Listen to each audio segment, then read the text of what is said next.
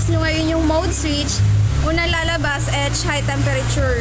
Standard natin na init niyan is 85. So up tayo until 85. Up and down lang gagamitin natin pag nagbabawas tayo. 85 standard na yun. Tapos mode switch, lalabas, low temperature. Standard natin 80. Up tayo.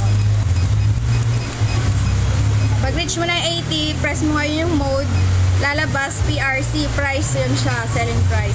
Press nyo yung unang play bar, tapos down, 01, equivalent to 15 pesos. Pag naging 2 yan siya, ibig sabihin, 10 pesos na yan siya. So, 1 lang tayo down.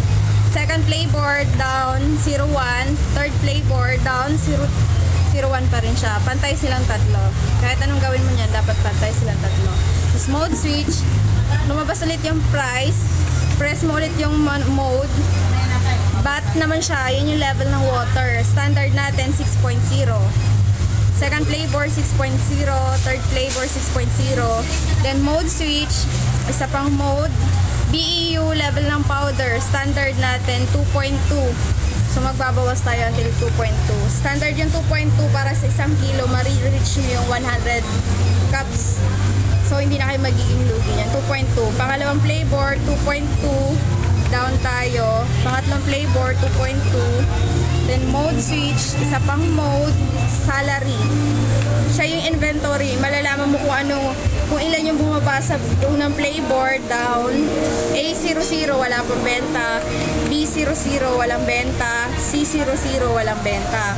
Tapos mode ulit, isa pang mode, SRP, yan yung pagbaba ng cup dispensing niya. Dapat 0 lang yan siya para automatic yung cup sa loob ang bababa. Pag naka 1, ibig sabihin sariling baso nila isasahod. So dapat 1 lang yan. Pangalawang flavor, 0 ulit. Pangatlo, 0. Tapos mode mo ulit.